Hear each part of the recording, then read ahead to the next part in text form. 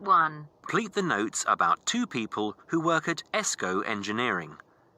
First, you have some time to look at questions 1 to 5.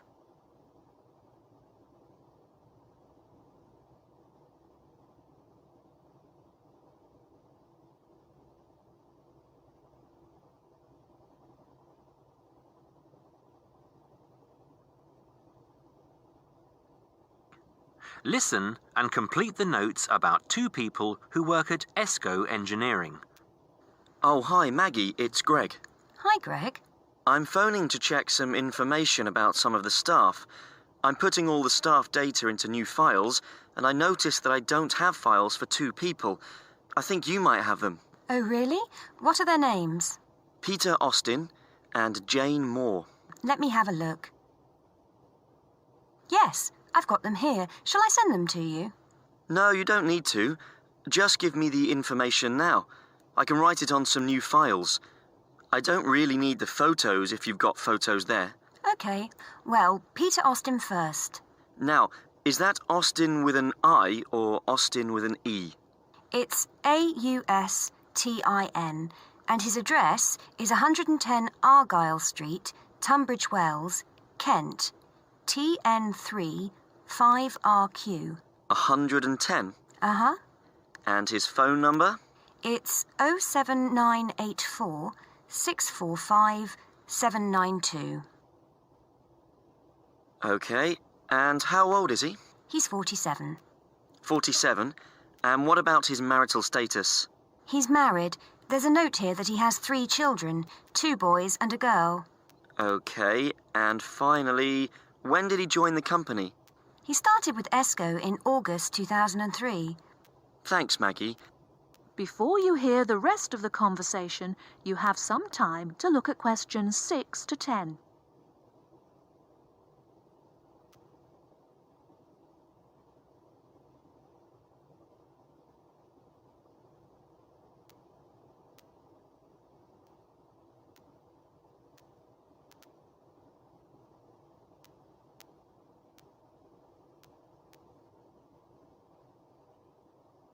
Now listen and answer questions 6 to 10. Now, what about Jane? Her name's Jane Moore, that's Moore, and her address is 72 Cedar Road, Crowborough, Kent, CR3 5RQ. CR3 and what, sorry? CR3 5RQ. And how do you spell cedar? CEDAR. Her phone number is 07984 650 396. 07984 650 396. Yes. Now, she's 22 and she's single. OK. And she started with ESCO in 2005, February 2005. Right, thanks, Maggie. That's very helpful. Goodbye now. Goodbye. That is the end of part 1. You now have half a minute to check your answers.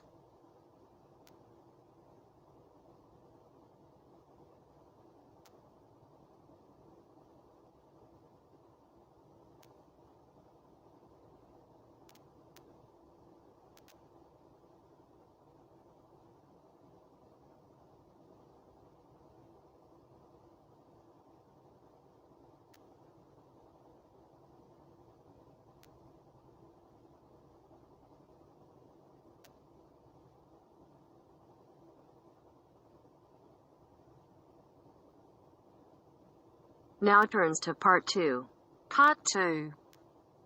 You will hear a tour guide speaking to a group of tourists who are visiting a part of New Zealand called Rotorua. You will hear part of a radio program about online exchange business. First, you have some time to look at questions 11 to 14.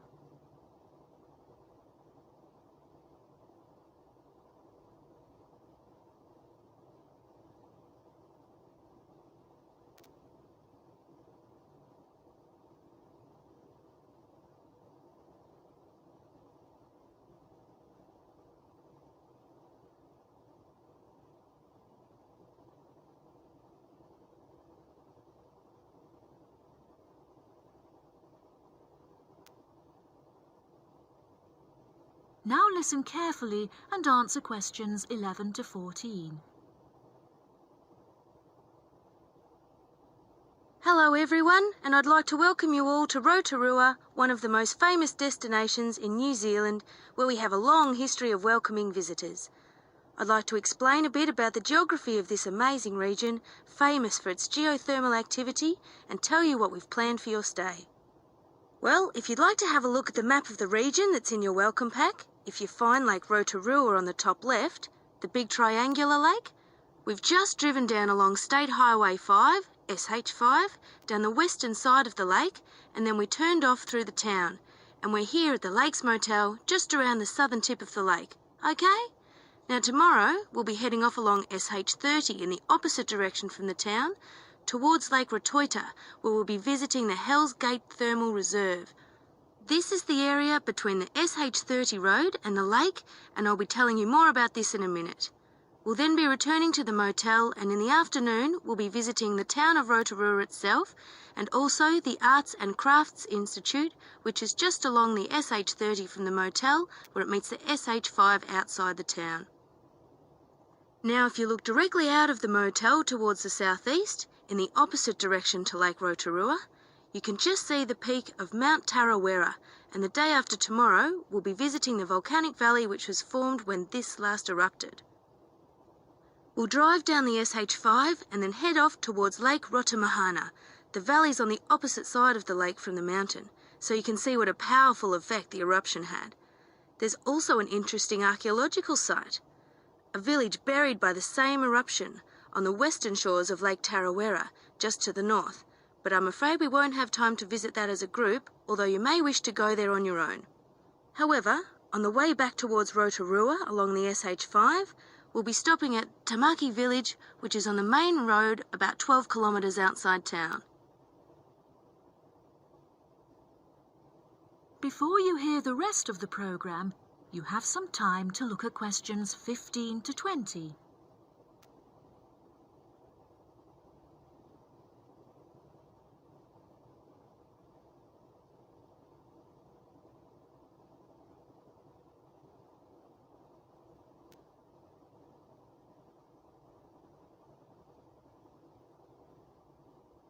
Now listen and answer questions 15 to 20.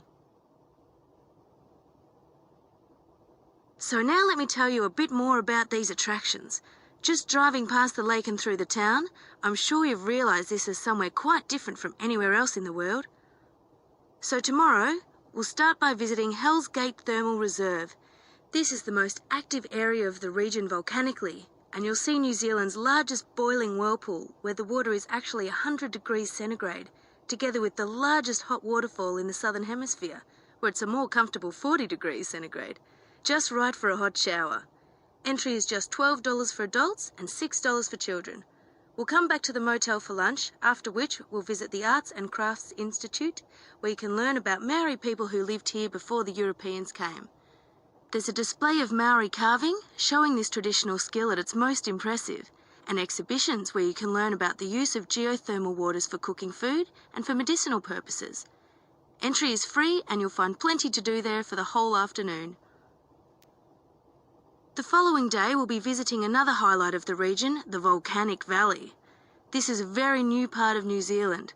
The valley was formed less than 150 years ago in 1886, when Mount Tarawera erupted violently, completely destroying the beautiful pink and white terraces that used to attract tourists to the region. After lunch, you can take a boat trip to see the volcanic activity at the edge of the lake. That's $25 for adults and $5 for children. We'll then be spending the afternoon learning more about traditional Maori life and pre-European New Zealand at Tamaki Village. As you walk around this recreated village, your Maori guide will tell you more about this traditional culture, and as the sun sets, you can enjoy a traditionally cooked feast known as the hangi, that's H-A-N-G-I, consisting of meat and vegetables cooked over hot stones, which are placed in a hole in the ground and covered with earth. And there's no extra charge for this, it's all included in the basic cost of your holiday. Now, does anyone have any questions? That is the end of part 2. You now have half a minute to check your answers.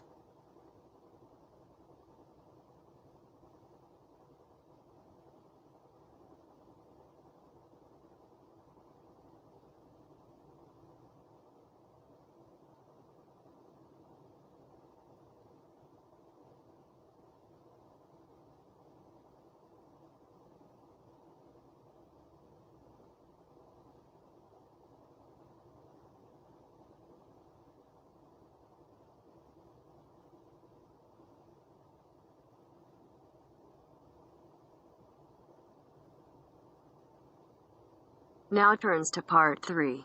Part 3. You will hear Elliot, an environmental science student, talking to his tutor about an essay he is writing on captive breeding programs. First, you have some time to look at questions 21 to 25.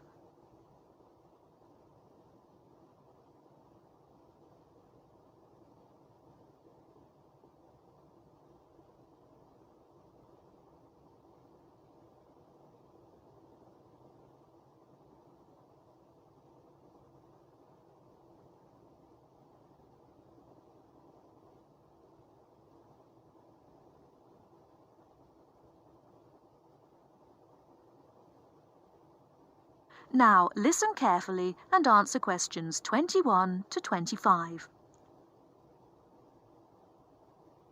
Dr. Ran? Oh, come in, Elliot. Thanks for sending me the draft of your extended essay. Now, you're writing about captive breeding of endangered species, aren't you? Yes. Okay. Well, this isn't a bad first draft, but there are some issues I think we need to discuss. Yes. I wasn't sure if I'd done enough research before I started writing. I'd say you've got plenty here. Too much in places. You've got this very long introduction on factors threatening the survival of species now and in the future, for instance. It's interesting, but it doesn't address the main issue of this essay. Oh, I thought I needed to give supporting evidence for my ideas. Yes, but only for key ideas. You can't cover everything. You've got to focus on the area you've chosen, which is the breeding of endangered species in captivity. Now, you have lots of relevant material about that, but I think you need to look at the planning of your central section again. At present, it's all rather a jumble. Oh, you mean I need to write it all out again? Well, it's just a matter of moving the things round a bit. Your introduction needs a rethink, as I said. Why don't you just begin by saying what captive breeding is? Give a definition. That's right. Then you should make it clear which are positive points and which are negative ones. For example, you start with the fact that breeding endangered species in captivity may be the only way we have of preserving some from extinction in the years to come, which is clearly an advantage. Now, what other advantages did you mention? Well, the whole thing about zoos, that since they're the obvious places for captive breeding to take place, this could justify their role in the future. They're not just a place for people to go and stare at animals for fun. And then there's the point that captive breeding eventually allows the animals to be reintroduced to the wild again. In theory, at least. Right. So, put those points together. Then the disadvantages. Well, the point that these programs are very expensive, obviously. Then thinking about the animals themselves, the psychological effects of captivity. Yes. And you also had a good section on the problem of disease for animals in captivity. But maybe you could have mentioned the poor success rate when they are eventually reintroduced into the wild. Right. Before you hear the rest of the talk, you have some time to look at questions 26 to 30.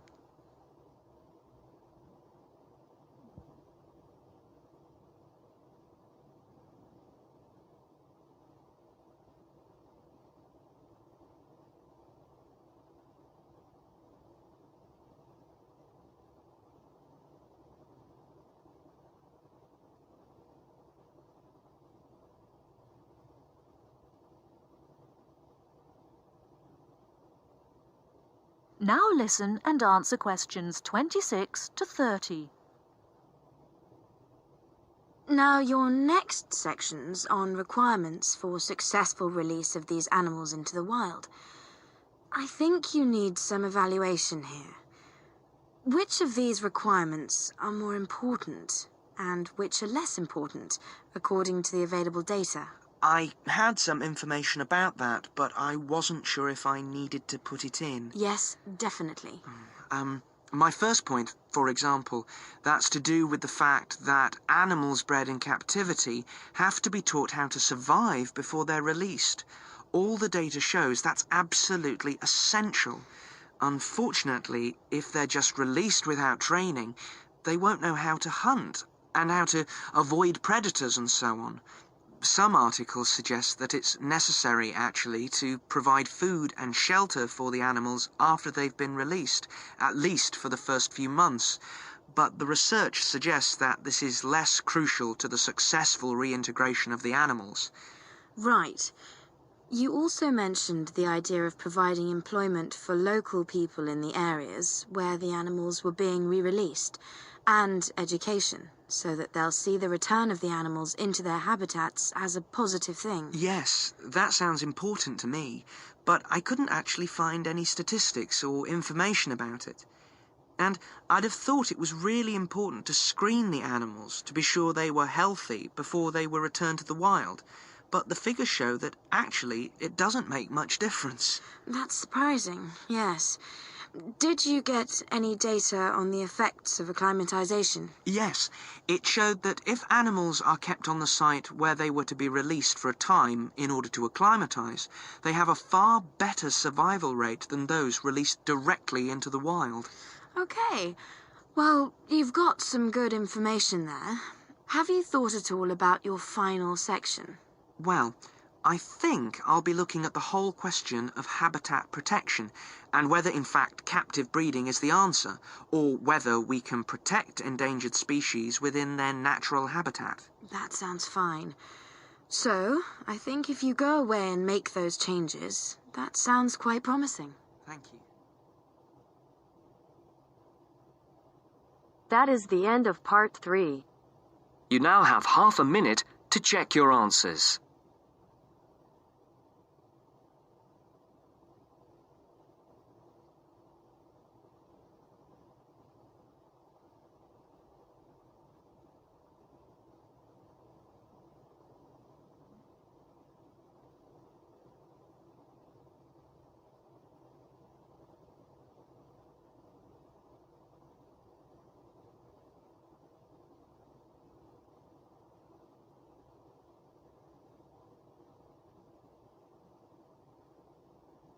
Now turns to part 4. Part 4. You will hear an orientation lecture on sports therapy. First, you have some time to look at questions 31 to 40.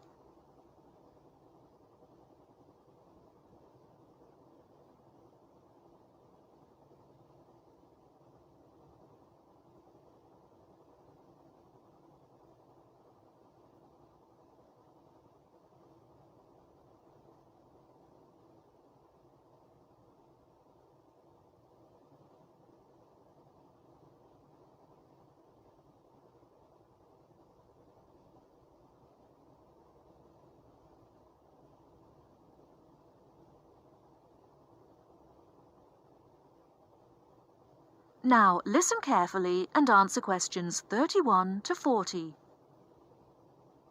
Good morning and welcome to the university's Open Day and to our lecture on sports therapy. There are 2 good reasons to be here.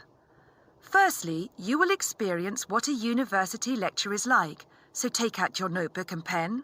And secondly, you will find out about the sports therapy program. Okay. So what does a sports therapy program involve?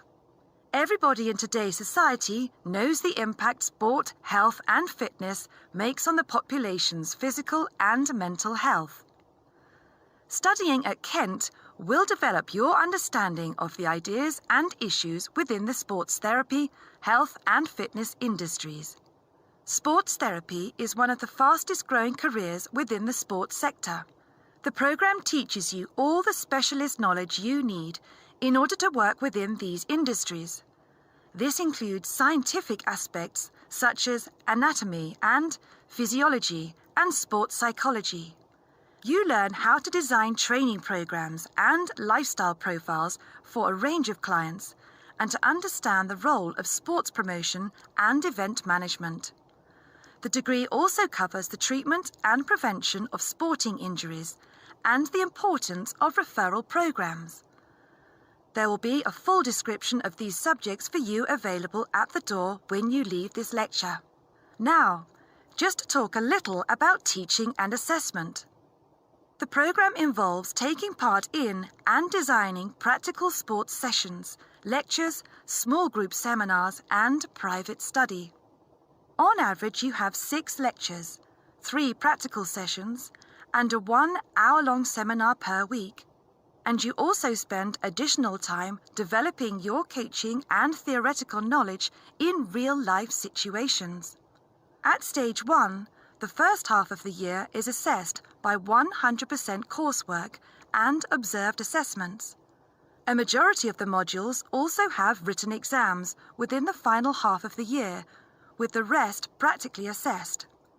Stage 2 and 3 assessment varies from 100% coursework to a combination of examination and coursework, usually in the ratio 50-50, 60-40, or 80-20.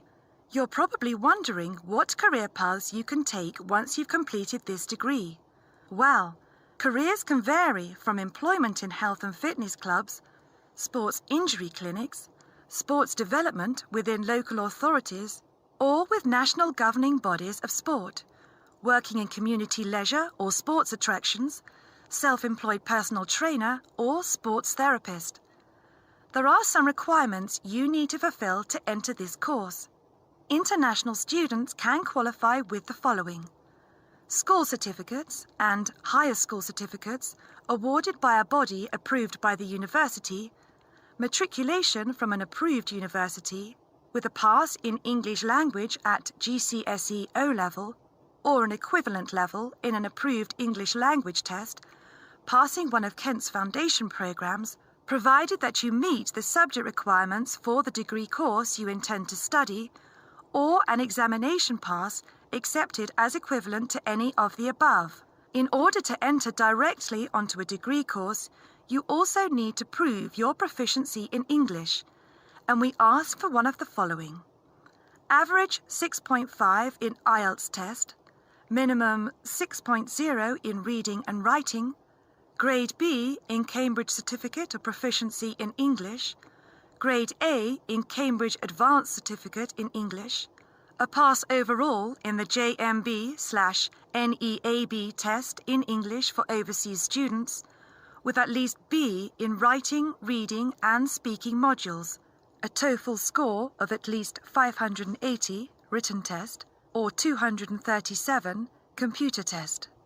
If you haven't yet reached those standards, Kent runs a foundation course for international students, which gives you a year's academic and language training before you begin on your degree.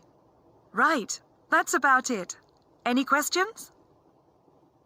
That is the end of part 4. You now have half a minute to check your answers.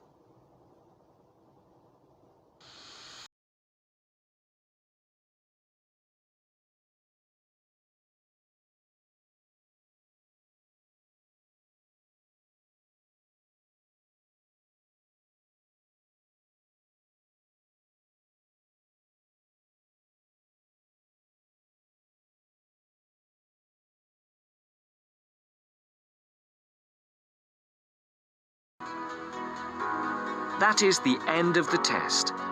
You now have 10 minutes to transfer your answers to your IELTS listening answer sheet.